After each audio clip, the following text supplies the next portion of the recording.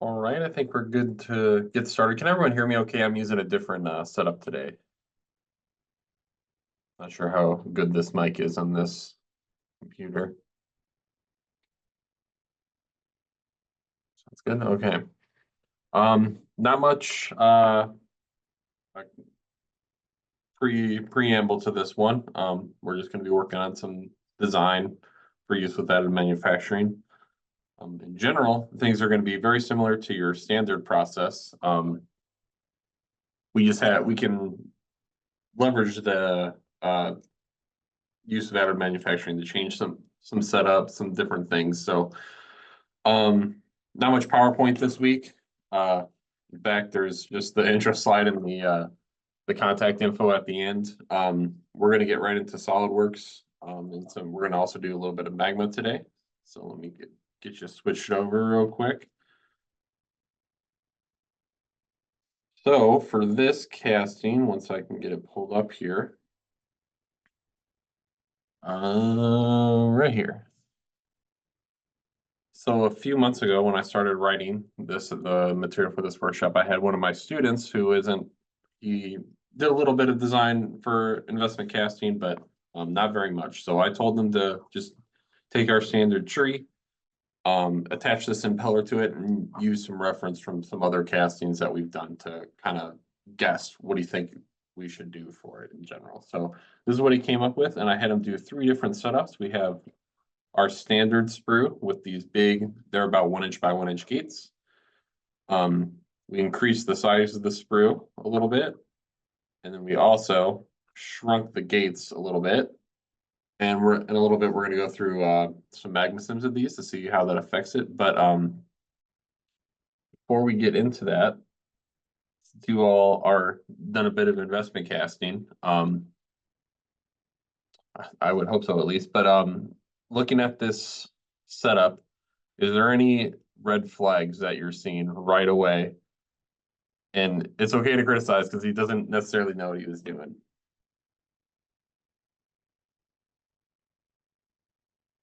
Any guesses? Well, in general, I think for our standard setup, we're not really changing the size of our sprue very often, but we have the ability to. Gating wise, I would probably shrink these gates significantly. These are pretty big gates for this guy.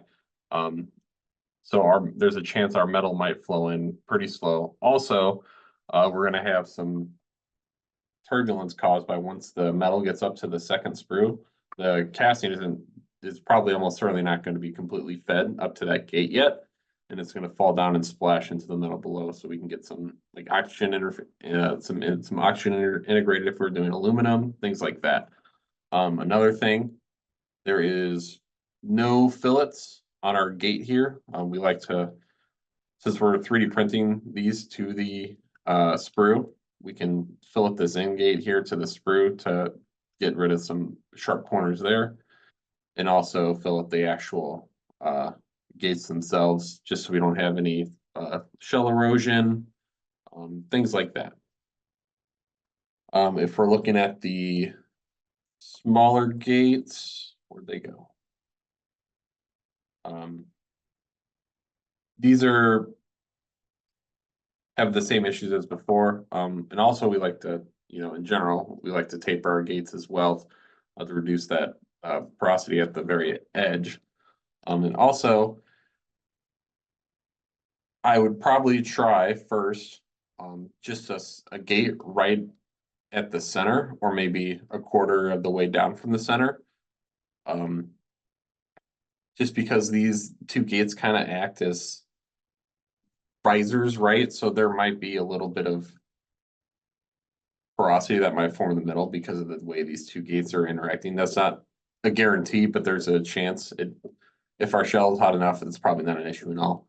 Also, one other thing that he didn't include, no vents on this. Now this top gate is sort of acting like a vent.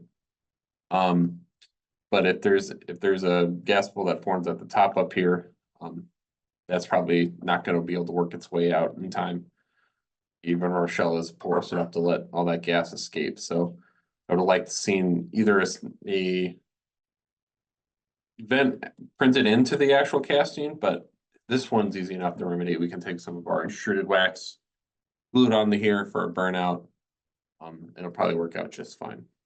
So overall, I don't think he didn't do a terrible job. He was basically guessing from previous experiences, kind of a experiment for me to see without much guidance what a student would think would work out well. So yeah, in general, I usually guide them a lot more than I did with this. So, but overall, I'm reasonably happy with their first go. But so what I did was I took all three of these designs here and I ran some magma sims on them. So I'm going to switch over here again. Go. Hopefully you're seeing magma now. I'm working from a different computer than I normally would, so I've been having some issues with loading things. Let's see if the sprue actually appeared. No, it didn't. For whatever reason, the first two of these versions, the sprue is disappearing on me. And if I try to make it reappear, it was crashing.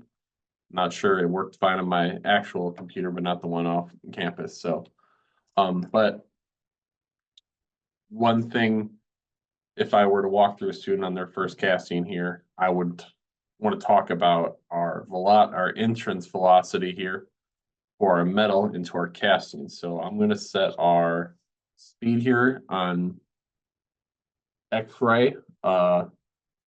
Normally the speed I like to shoot for is trying to shoot for maybe half a meter per second. So I'm going to set it to 0.25 and we'll go all the way up to 10 meters per second. And we'll step through this casting. So for this first one, we're starting to see some metal at first enter at about 1.5 seconds into our pour. For setup here, I have about a 10 second pouring time roughly. Did a pretty rough mesh on this. 356 aluminum. Shell was at about 1,000 degrees Fahrenheit, and the metal temperature was about 1350 Fahrenheit. Pretty normal circumstances for a lot of our tests. So when the metal first enters here at a second and a half, it's coming in real slow, just about 0.1 meters per second. And then we're going to have our big surge right here. So even at this first surge of metal coming in, we're still under 0.5 meter per second. So we're pretty happy. And we finally start to creep here another 0.5 second in before we get to that second gate. Looks like our max peak is sitting around maybe 0.7, 0.8. If we were to taper our screw, that would help a little bit. It'd probably rush out a hair faster, but in general, the flow rate should go down a little bit because the metal can only come through so fast, right? So I think the average speed might be a little higher, but the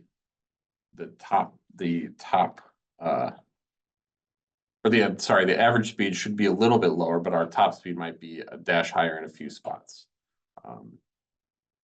And then by 3 seconds, we're fully into the second gate and we have all our metal coming in.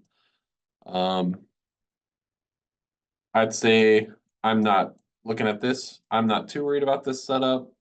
Just a few of those tweaks would really help a lot, controlling our speed, reducing turbulence, making sure that oxygen can't find its way into our system if we can help it.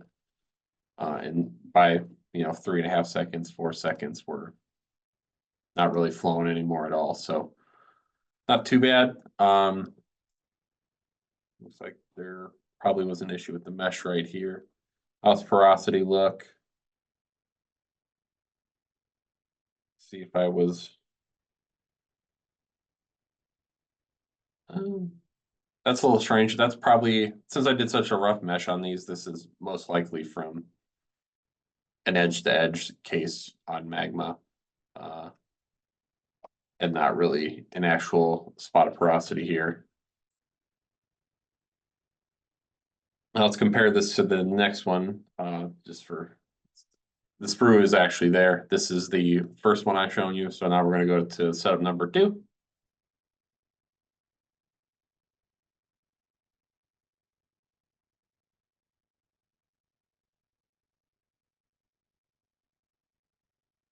You can see this is the setup with the really thin gates. I think these are about half inch by half inch, and I still have them coming out about an inch just to try to keep it as consistent as possible. Yeah, the screw disappeared on this one too. Anyway, so let's go to that 1.5 seconds. In this case, metal hasn't even reached the gate yet, so it's probably just starting to come in right now. First surge, let's put our X-ray on so we can get a better look inside. We'll do 0.25 to 10 meters a second. So yeah, our first bit of metal is coming in about half a meter per second. Our max speed still half a meter, and now there's going to be some localized spots here that are a little bit faster. It looks like over here is probably, yeah, 0.8, but at this gate, we're looking at a full meter. So that smaller gate's actually forcing that initial metal in, but in general, this casting at the 3 seconds is probably filled up past halfway. So there's this really high hotspot for speed, but everything around it's flowing pretty steadily. And then by 3.5 seconds, it's all slowed down significantly, as you can see. So those thinner gates really did slow down our speed quite a bit.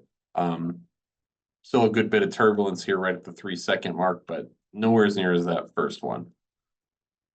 So let's take a look. Oh, let's take a look across here real quick. See if it's really affected. Ooh, this is definitely the mesh. Ooh, gross. But none of that is guaranteed by the results. It looks like it's mostly chance porosity, except right between on this top gate here. If this was something I'd actually cast, this is the point where I'd put it into I think the mesh here is only 500,000 nodes.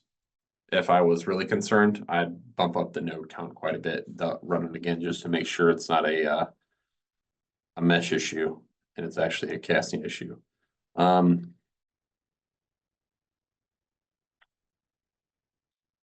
Otherwise, if the simulation is actually expecting this porosity to come, it's because the big gate from before was acting as a riser to pull that through. We'd have to re-examine this to confirm that, but that would be my initial guess. Finally, let's look at Sim 3.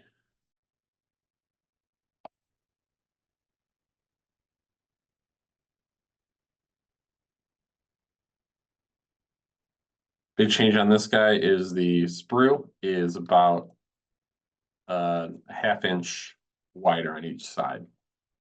So I'll see the sprue decided to show up this time. Interesting. Let's take a look at our velocity again. Pull this up, X-ray on.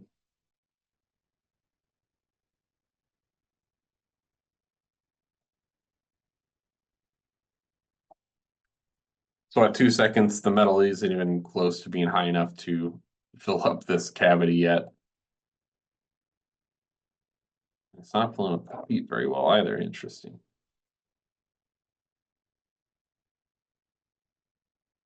Oh, that's because I have the scales on. Sorry, I'm brain fart here. So at about 2.5 seconds, we're having some metal finally enter the casting here. Let's take a look at what we were looking at before. So it looks like we're kind of peaking here at 0.75, right where that end gate is. Just a little higher, yeah, just 0.8. And not much else.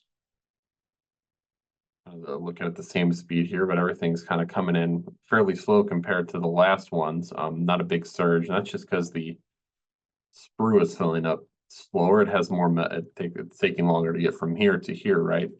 Because the through is much wider, more metal, you get the same pouring rate. It's just not gonna, it doesn't have enough metal to feed the first surge here. As we go through, it's after 4 seconds, there's not much flow here anymore at all. Let's take a peek at our tracer, see how it's flowing in.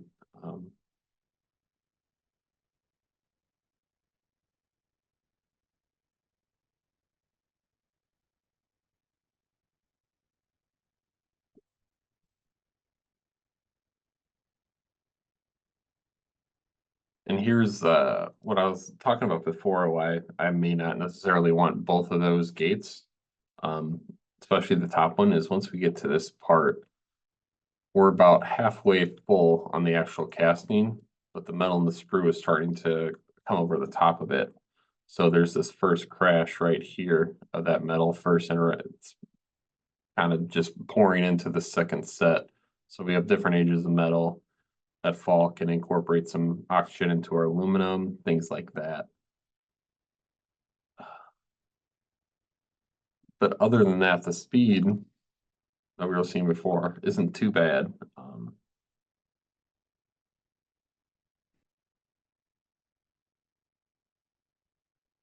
Sprue's eating up most of the porosity. And once again, I feel pretty confident that a good chunk of these are from the actual mesh count rather than, yeah, there's none in here, from the mesh count rather than the actual casting. So what could we change? So one thing we can do, switch screens again, sorry.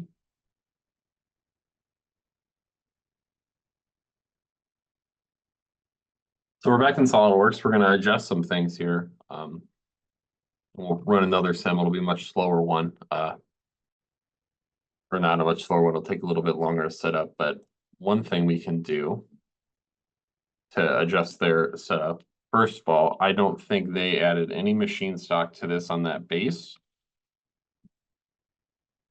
So let's do that. That way, if there's any porosity at the very entrance of the gate, if anything forms here from this gate interaction, this should take care of it. Another neat thing we can do, rather than using an event, we have an option here that may not necessarily be conducive to a standard setup, but we can take advantage of for it being in a 3D printed pattern. We can do something like this, where we take the outermost edge of this casting and let's make a box here.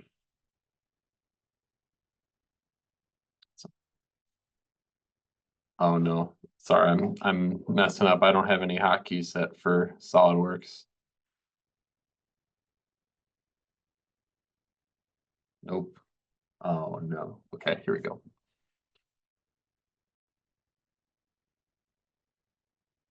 So what we're gonna do, rather than just have this squared off gate, can go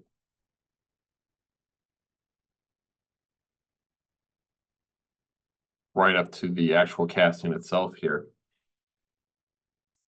And because this gate's now open, there's not that little gap of material right there. So we can actually, this acts as sort of a pseudo gate to let this metal run out from the actual top here. So if there's any gas that gets trapped, it should flow out through this gate, hopefully. And if we're really worried about it, we can even do something like this, where I tilt it a hair.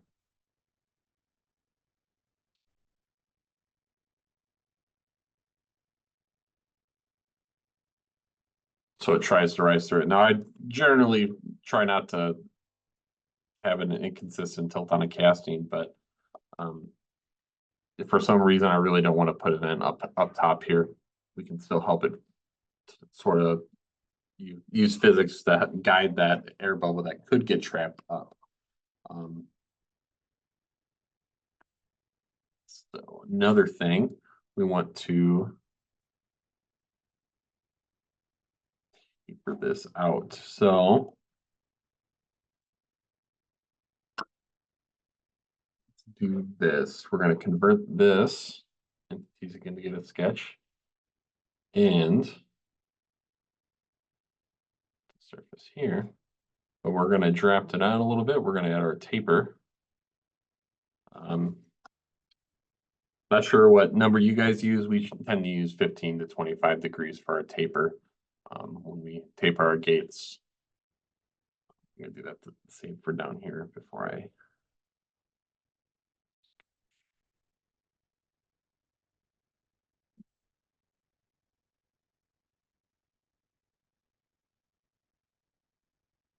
Plus 15 look. That looks pretty decent. Maybe a little too wide. 12.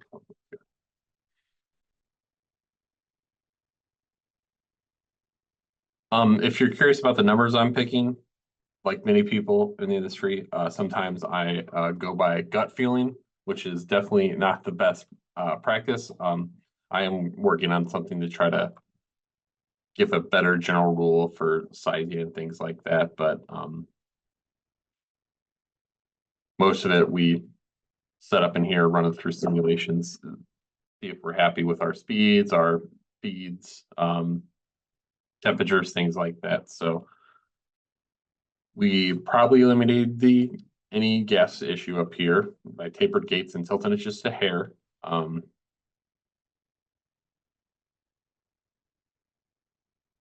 Interesting.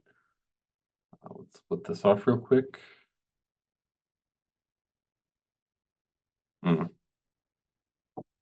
Unfortunate.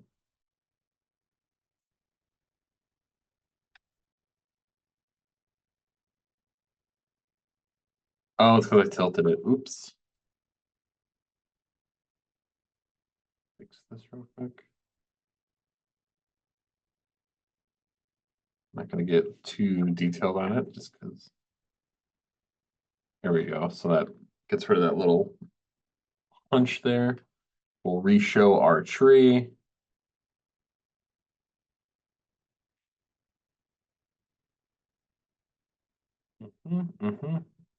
I think we're happier with that. Let's make sure everything's split. Oops. We need to have these separate for magma real quick. And we'll save it out.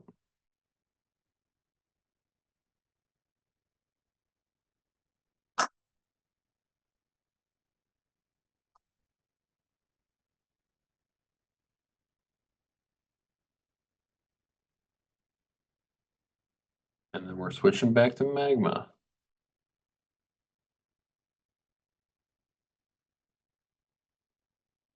Version.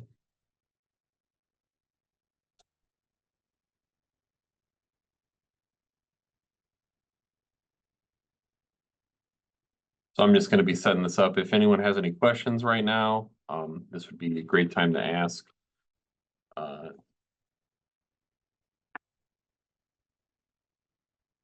Try to walk through, but import our geometry into magma.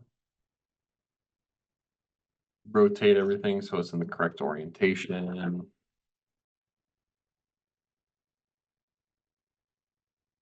We are going to add our circular inlet.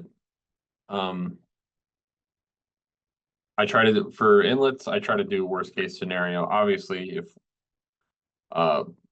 when we actually cast this, we're going to try to hit the side of our pouring basin so it runs down rather than splashes down. But we're going to assume maybe our person pouring that day is trying his best, but had a long night and is going straight down the center and causing a bunch of splashing. It happens. I do it all the time, to be honest. So Sometimes my aim is just too good. We're gonna designate all of our setup to different properties. So here's our gates. This will be our runner.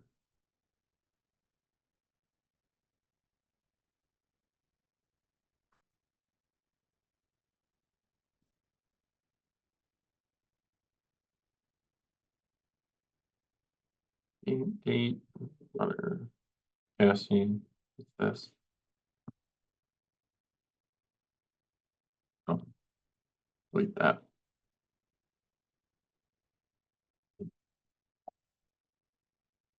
Okay, so we got everything in here now.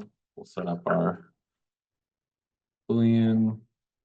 Oh, thank you. Got a green check mark. We'll make our mesh real quick. We'll do a little bit more for this because I want to see if that porosity disappears. Actually, this might be a little too low anyway. Because of all the, we'll do 1,000,000.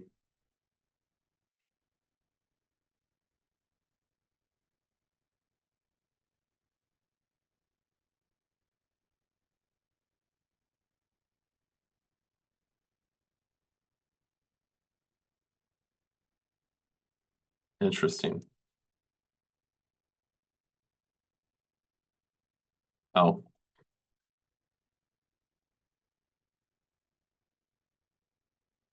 didn't organize everything.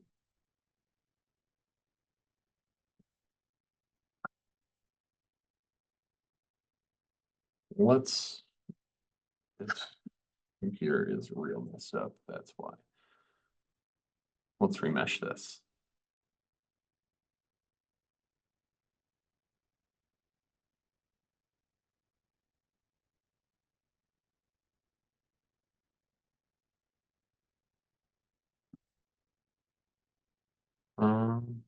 What is going on?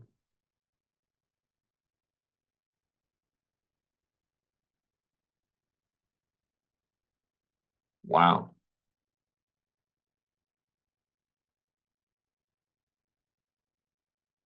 This is what I get for not using my normal computer. Okay.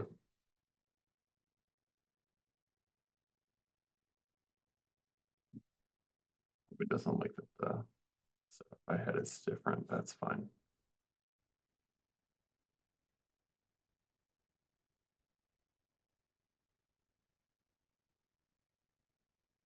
Hmm. Well, times like this, we restart, pretend nothing happened. Try again.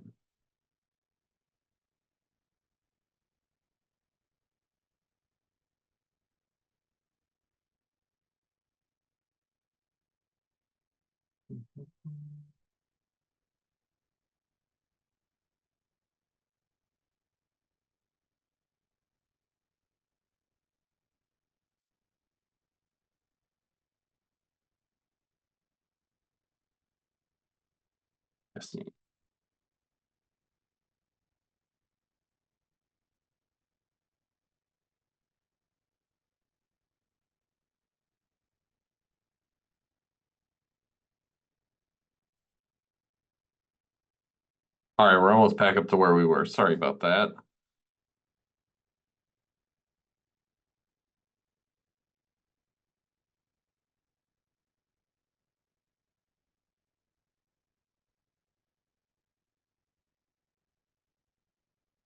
Is it popping up on another screen, maybe?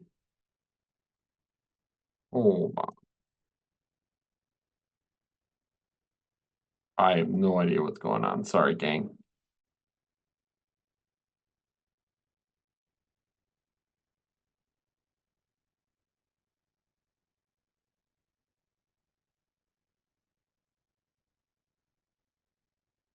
I'm gonna go ahead and assume there's something goofy going on with the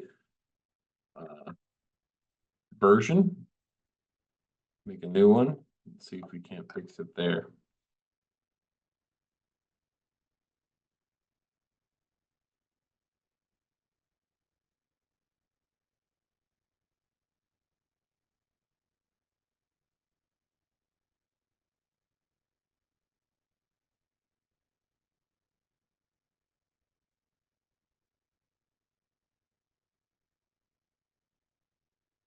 Okay.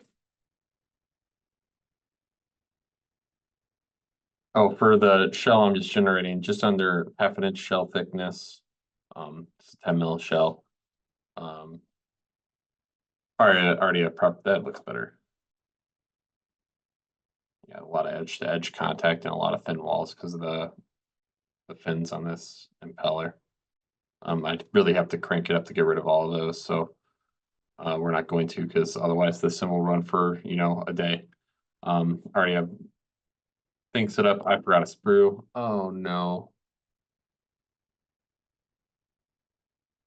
Let's add it in.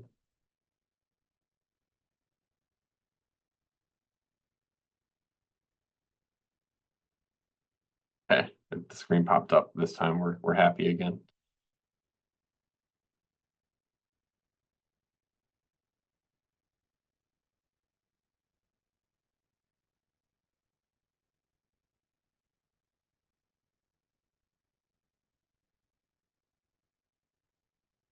It looks good. Everything has the same setup as before. Let's go ahead and start it. Now would be a really good time for questions as we sit here waiting for this sim to run. The computer's really quick, so it should only take 5 to 10 minutes. But if you have any questions, if you want to try something else on this casting I have set up, now would be the time.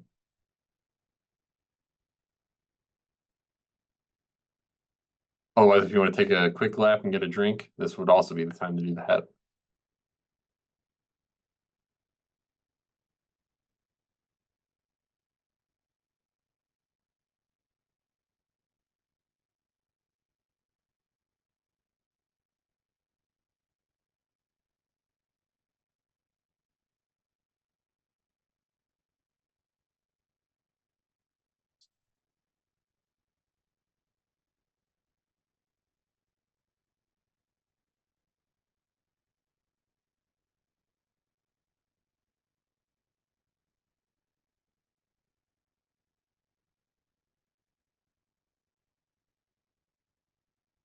In the meantime, I will just switch to this other SolidWorks screen. We can make some other additions to see how things work. Be parallel.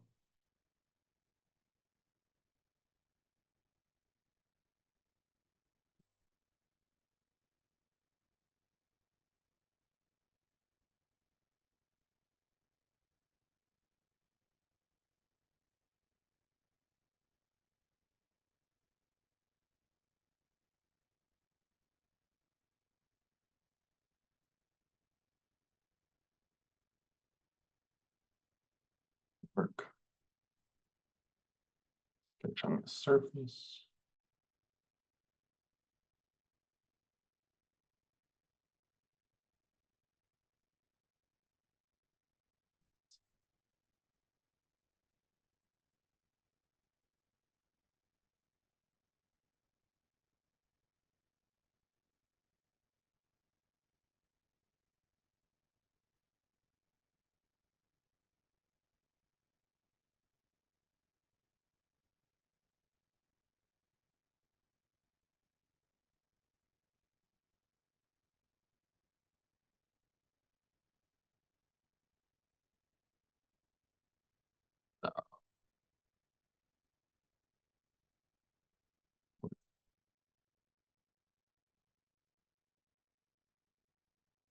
We're going to cheat on this one for the interest of time.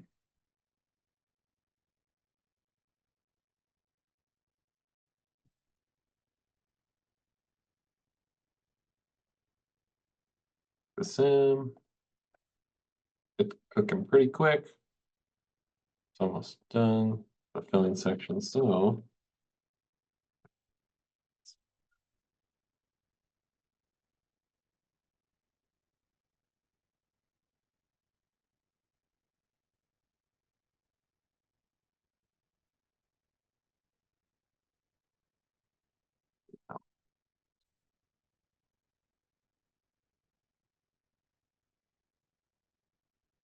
lump this for our event.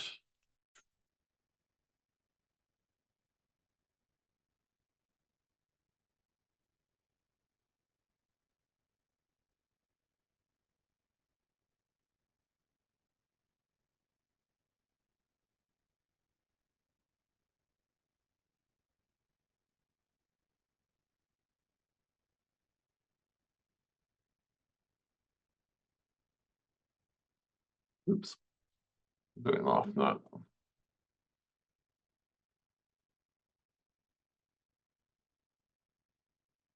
Okay.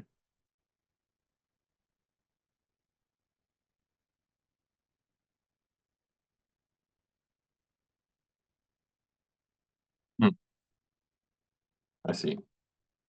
I did not make the line long enough.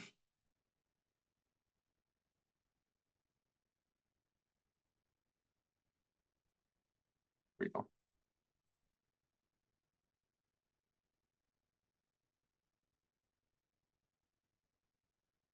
There you go, add an event. In case this doesn't solve the issue, that'll be there. We can remove it real quick if you don't like it. May untilt it as well, depending on how things turn out.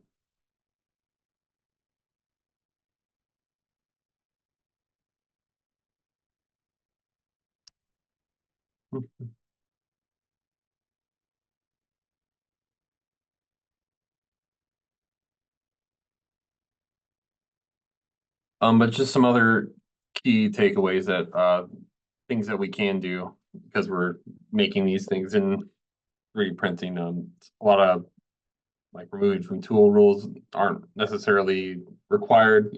You don't have to use tapers on a lot of areas because you don't have to worry about removing them from your tools. Print it as is. Ability to iterate gates quickly, kind of like how we did here, change the different setups. Added some taper, did a weird gate here on the top of this pattern to match, just so it's a little easier to machine afterwards. Wasn't too big of a deal anyway, since we had a machine stock, so it'd be easy enough to remove that before anyway, but more to help it with the venting issue than anything, if we were particularly concerned about that. Uh, should delete this other gate as well. That's probably why we're causing issues earlier.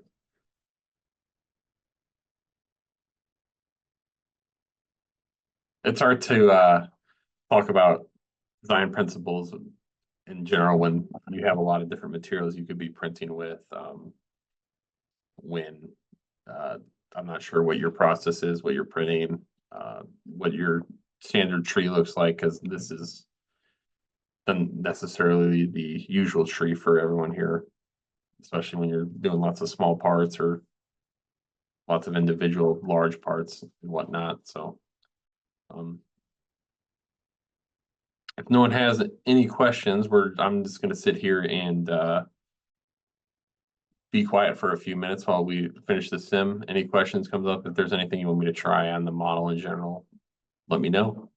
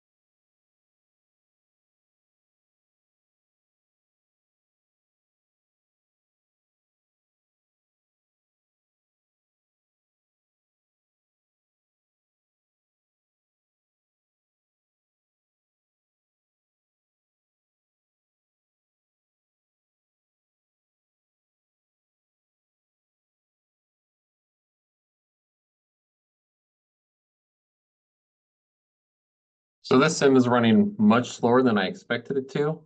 Mostly probably because this computer's processor isn't as strong as my computer at my regular desk. So rather than hold you guys up here and waste your time, I have everyone's name. I will once this is finished, I'll just put a screenshot of the results and email it out to you guys so you can actually see the difference that these little adjustments made. Oh wait, yes, I have used Flow 3D. We do have a license for it. we tend to use Flow 3D more when if we're setting up like some thermal stress simulations or just regular stress simulations as well. If we want to include those as well, we tend to use that as I believe Magma requires a special license for that same setup. So we tend to stick to mostly Magma. But we have used it before.